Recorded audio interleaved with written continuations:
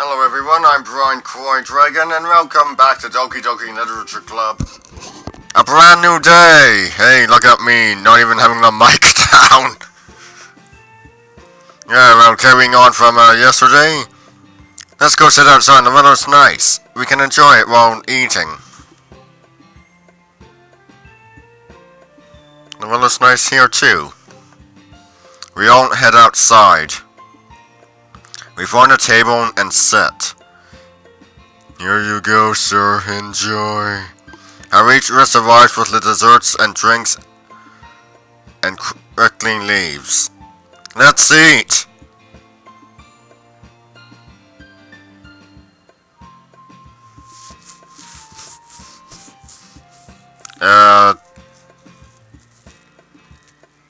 Sayori looks kind of insane. It's all in the eyes. So good! Nom nom! Yum.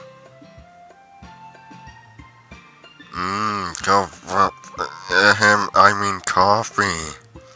The girls all happily eat. We discuss poems, stories, and news. We had a wonderful time. Thanks again, Brian, for such a wonderful idea. We need to do this again sometime. I hope so as well. Well, I'll be heading out now. Bye. Monica zooms on out.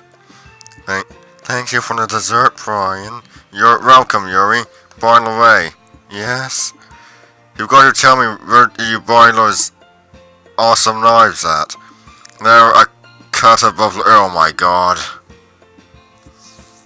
They're a cut above the rest. I want to get some for the house. Alright, for telling you another time. Gotta go fast. Sonic. I knew my puns were bad, but I didn't think it would scare Yuri away. Oh well. Let's head back. I walk back with Natsuki and Sayori. I first hold hands with them. Then they go with holding me by the arm. Now I'm so close to both of them. I feel like the center of a smushed Oreo. The day ends on a wonderful note with a girl in each arm. We are back in front of my house. Hey, Sayori? Yes, Brian? Would you want to stay over for dinner tonight?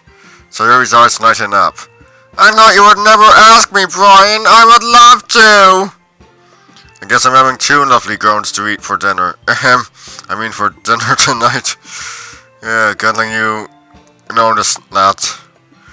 I noticed that. Oh god, this is confusing. We head inside. It smells really nice in the house. We go in the kitchen to see what Natsuki was up to. Surprise! Natsuki lifts open a crock pot lid.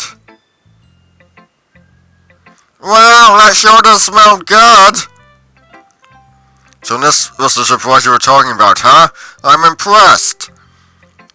I'm surprised you had enough time to get this ready in the morning. Well, I had to chop up everything quickly before you came down.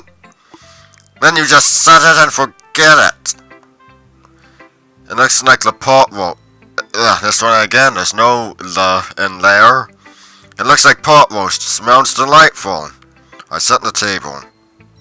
Sayori gets some drinks from the fridge and places them on the table. Coming through! Natsuki carries the crock pot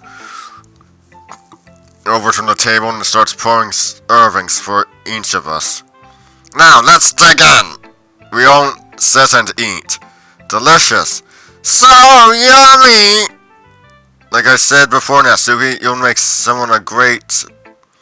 Say it one more time, dummy, and you'll be talking 3 pitches higher. Okay, sorry. Much better. Sayori ignores this and continues eating.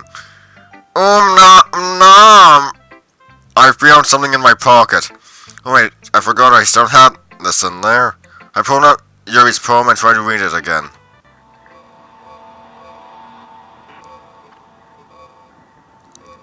Still as unintelligible. The paper gives off an oddly sweet smell to it. Maybe it's jasmine oil? Wait, there's something written on the other side of the paper. I flip over the paper. The third eye. I can feel the tenderness of my skin through the knife, as if it were an extension of my sense of touch. My body convulses. There's something incredibly faint deep down that screams to resist this uncontrollable pleasure. But I can only tell that I'm being pushed over the edge.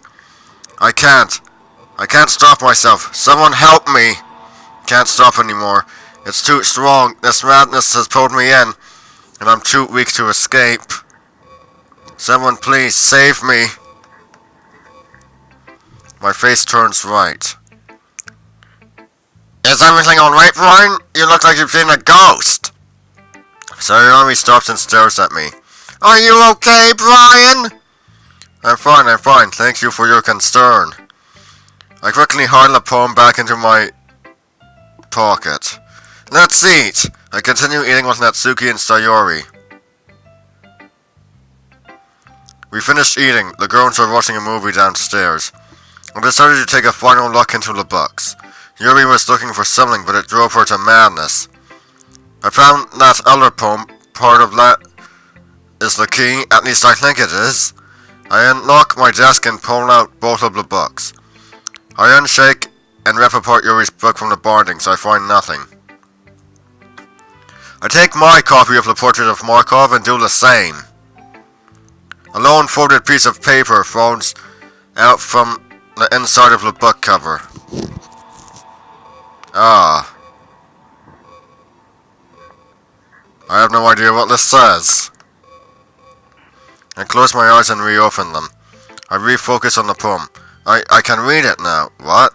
A message to you. Everyone is dead. Again and again. I couldn't save them. It happens over and over. There's no way for me to save them here. Unless someone finds this message, all hope is lost. This world is a prison. I always forget. I forget more each time. If you are reading this, you already knew that, didn't you? Always experiencing deja vu. And with no way out. Whoever uses the third eye found and made us stuck this way. I've forgotten so much of our precious world. This one again. I've forgotten so much of our previous world. I don't even remember my name. We are forever stuck in this endless loop. Monica thinks she's the one in charge. That's just a trick to this one again. That's just a trick to prevent her from seeing the truth. If we can change this, there might be a way out. For all of us. The only way is forward. Trying to go back will only lead to death. The books are a link. If we sever the link, this one again. The books are a link. If we sever the link, something might change. I know I am useless, but maybe you can help me. Together we can do this. This is my story. It's time to be a fucking hero, both of us. I wrote this? I can't remember, though. These books need to be destroyed. That way the link to the old world is gone forever. But the point is the third eye. I check the other poem. Open your third eye. The darkness comes closer to me. Life is fleeting. Desperate, I pierce into my very soul. My sight turns red. Madness flows into me, trying to pry my sanity away. At last I am in control. I am whole again. My eyes are opened, I can see all. Let's try that again. My eyes are opened and I can see all. I know all. I am God.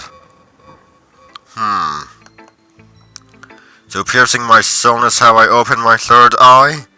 I'm going to have to figure out more on what that means. By the way, why am I talking out loud? I know you hear me otherwise. I sigh. I throw the pieces of the book in the trash bin by my desk. I'm burning these tomorrow. By fire be purged. I hear a knock on my door. I quickly hide the poems. Come in. What was taking so long? We just want to hang out with you. I look at my watch. It's already 10 p.m. Sayori, shouldn't you be heading home? It's already getting pretty late. My parents aren't home today. Anyways, if Natsuki is staying over, I'm going to stay over at least tonight and supervise. Crap. You don't need to do that. Nonsense, that's Let's run again. Nonsense! As vice president, it's my responsibility. But we're not in the club right now. That doesn't matter, my word is final! I'm not going to win. I get it, you just want to hang out. It's understandable. Let's just relax here for now. We can watch TV in the bedroom. I'll get the other room ready for you, okay? This one again. I'll get the other room ready for you, okay, Sayori? Thanks, Brian! We end up watching streaming shows late in my bedroom. Both Sayori and Natsuki fell asleep next to me in my bed. These girls are just too cute. I've got to be careful. I might become a Mormon because of them. I turn off the lights in the room and go to sleep as well. It's going to be another long day tomorrow. I'm going to find a way out. For all of us. I have another dream. Something is wrong. Protect them at all costs. You are the only one who can save them. I wake up to screams. Sayori and Natsuki are curled up crying next to me. Is everything alright, you two? What were those dreams and what was that place? Why were they hurting me? I don't want to go back there again. It's too scary. I don't want to remember again. Sayori and Natsuki are crying loudly. Oh no, they are starting to remember as well. I was not expecting this. I grab them both close to me and hold them tightly. Don't worry, we're not there anymore, and we're never going back. You remember too? I'm making sure nothing like that ever happens again, trust me. Natsuki and Sayori stop crying after a while. We need to talk. I explain to them what I know about the other world, and where we are right now. I omit the parts about Monica messing around with the game for now. I make that need to know. They are already processing too much information. So you're saying... Let's run it out again. So what you're saying is we're in some sort of game right now? Yeah, pretty much. That's pretty messed up. Yes, it is. This is hard for me to understand, Brian. I know, it's hard for me to understand as well. Well, I need to have help. We at least have help, though. Where? Well, you can't see them, but they've been helping me throughout this time. Well, if you girls are remembering, that means... Oh, crap. Yuri's going to remember as well. She's the most sensitive out of us. This is going to turn out bad. I rush out. This one again. I rush and change my outfit quickly, forgetting the Natsuki and Sayori are in the same room as me. Pervert! Boxer briefs! Nice! I'm sorry, I'll meet you both at school. If you remember just like both of you did, I need to get there first. I quickly run out of the house into school. Not here. Not here either. I searched from class to class looking for Yuri to no avail. There's only one place she could be at now. I quickly went to the literature club. There she is. I made it. Yuri, Brian, it's nice to see you. I wasn't expecting to see you here so early. I just wanted to come here one last time, before I ended it all. What do you mean? I'm remembering, Brian, every painful memory of that other world. Who I even was. How everyone was hurt. The pain, it just won't go away. Yuri starts pulling out a knife. But if I end... This one again. But if I end it now, I won't have to hear it again. See it again. It's just too much for me to handle. I charge after Yuri and grab the knife in her hand. Yuri struggles to pull the knife from my grip. My hand bleeds profusely. Hey, just let go, just let me die. I remember how I failed them. Do you know how bad that makes me feel? Yes, I do, actually. I failed all of you many times. The pain, that regret, that heartache, I've never forgotten it. But I finally learned from it. I strengthened my grip and yanked the knife from Yuri's grip. Let's try that again with a bit less ands. I strengthened my grip, yanked... Let's run it again. I strengthened my grip, yanked the knife from Yuri's, and threw it across the room. Blood flows in the air into my clothing and onto...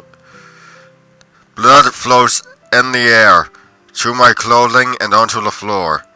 I clench my hand into a fist. No matter what, I'm not letting that happen again. What have I done to you? Yuri starts crying. Haven't you realized it's not your fault? I hold Yuri close to me. Everyone did what they could. We got out of that bad place. We are here now. We don't have to worry about that anymore. We are never going back. The only way is forward now. You are all my heart. The world means nothing to me without any of you. I will not let anything bad happen to any of you. Yuri starts to calm down. I'm sorry. I'm sorry for your hand. Damn, I'm starting to hurt a lot. Well, I'm sorry for bleeding on your outfit. I explained to Yuri some of what has happened. So, what you're saying, the world we're in is a game? Yes. That's messed up. I agree with you. I'm trying to find a way out for us, though, so have faith in me, alright? I trust you, Brian. Alright, let's see if Brian is in here. Hey, it looks like both of you are. Ah! Ah! There's so much blood everywhere. How are you even alive? Just lucky, I guess. Natsuki wraps a handkerchief she has on her on my hand. Get to the nurse right away, you might need stitches. I grab Yuri's second knife and wipe it off on the handkerchief. I snug it into my jacket. I'm starting to build my own collection of knives now. Gotta catch them all. Nah, that doesn't sound right. I'm starting to get lightheaded. Natsuki and Yuri help me to the nurse's office. We get to the nurse's office. Lucky for me, the nurse is in today. I tell the nurse I accidentally stabbed my hand into the classroom door and sliced it open. They actually believe the story. They checked my hand. Fortunately, I won't need stitches. Then cleaned my hand and wrapped it up with bandages. I won't be able to write for a while at least. The nurse asked I rest a while in the room since I lost some blood. The girls headed back to class while I rested. I laid down in a small bed and took a short nap. I wake up... Let's try that again. I wake back up after a while. I check my watch. Oh crap, I already slept through most of the day. Fortunately, I can still make the literature club. I get out of the nurse's office and try to run to the club, making the mistake to run. I slip and bang my head against the wall due to still being lightheaded. Ouch! I'm going to walk instead. I walk to the literature club instead of running like an idiot. I'm here! Is everyone here? Everyone's alright, right? I'm too damn paranoid now. We are here, Brian, and everyone is alive. Thank God. Monica, I need to tell you something. Yes, Brian? They're all remembering. Oh, Lord, let's go somewhere where we can better talk about this. Okay, everyone, let's go to Monica's room. Wait a minute, that's my catchphrase. I knew it! We all head out to Monica's room. Wait. All? We walk down the class halls again, this time with everyone. Monica stops me. Here we are. Oh God, this looks weird. Welcome back. It's kind of strange having everyone else come in here, Brian. Yeah, it is. This room is big yet small at the same time. Monica, where are we? Seriously, Monica, what the hell is this place? Well, it looks so amazing out the window. Yeah, don't go out there, Yuri, or you'll most likely die. Where to begin? I explained to everyone what I could remember and about what I've found. So far, we came up with a plan.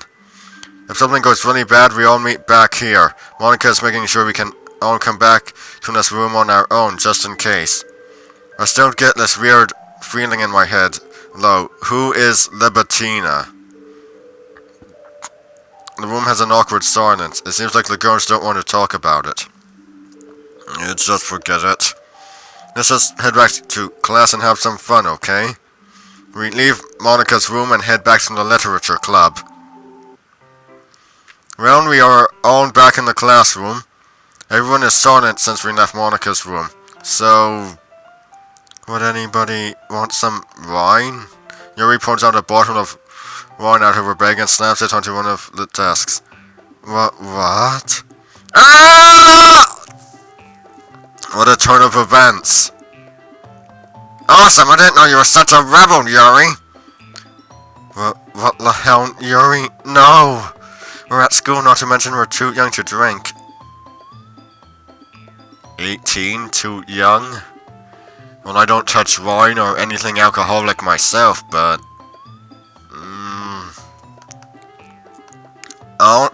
So, Monica mumbled to herself, we don't have a bottle opener or wine glasses. What did you say? Nothing. Ah! Sayori? Oh no! I think Sayori's broken, so, yeah, and besides nobody wants to try it anyway, Sayori. I do! Oh, shush, child. I'm not a child! Hey, I want to try too. Well, I'm club president and my vote is final. Monica grabs the bottle and hands it to me. Here, Brian, please dispose of this in the hallway before we get in trouble and make it quick. Fine. I quickly leave the class with the wine bottle in hand. Wait a minute. I quickly place the bottle in my bag, which I still have on me. This might come in handy later. Oh no. I head back from the club. Well, Sayori stopped let's run it again. I almost said stopped screaming. Oh god. Well, Sayori stopped screaming. That's a good thing at least. It looks like the girls are all scattered and left on their own devices. I should do something with them. I head to Sayori first. Hey Sayori, I remember you wanted to show me a poem before? That's right, I wrote something especially for you and wanted you to read it. Here it is. Sayori hands me a poem. Wow.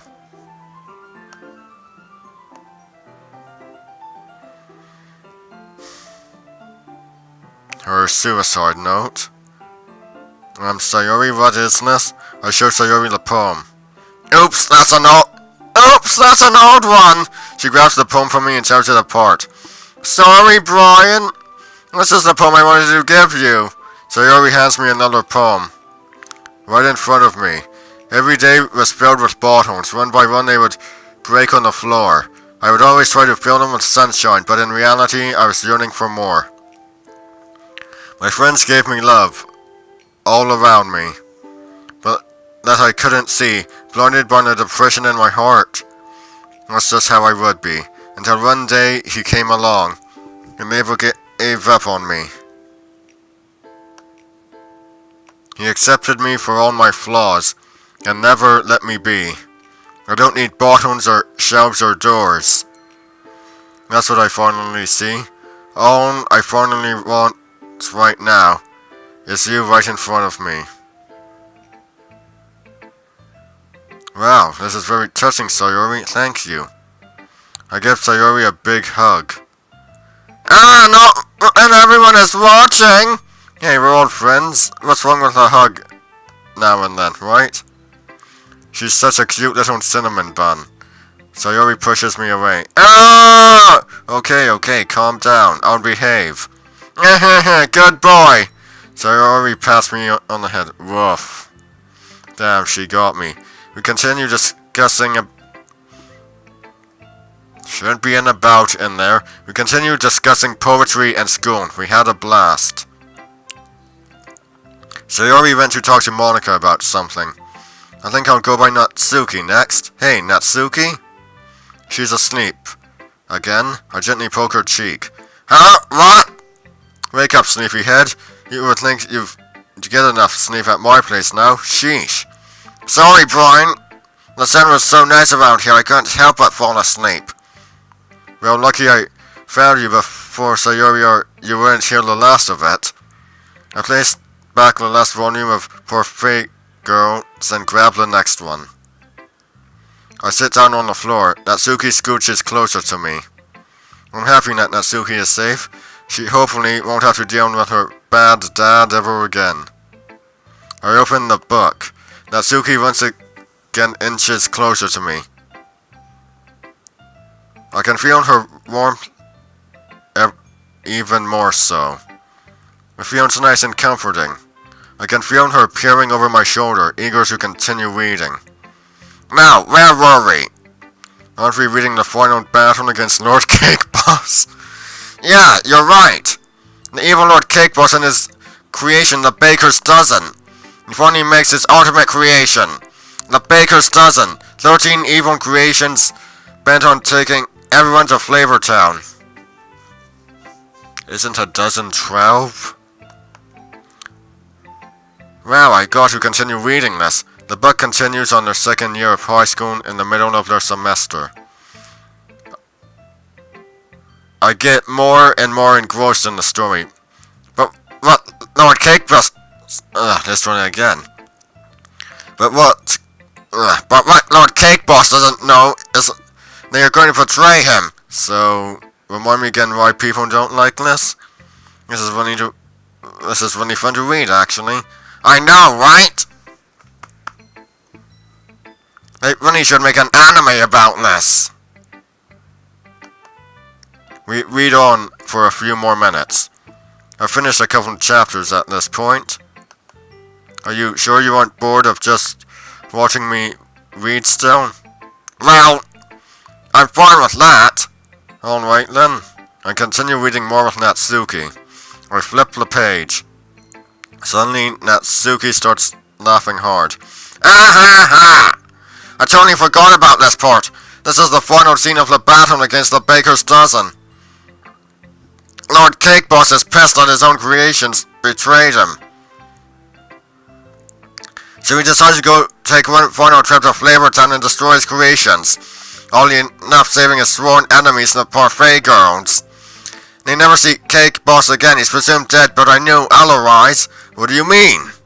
Some people say he returned from villainy instead of a TV show about diner strivings and dives. But I'm getting too far ahead on the story. And that's all for today, everyone.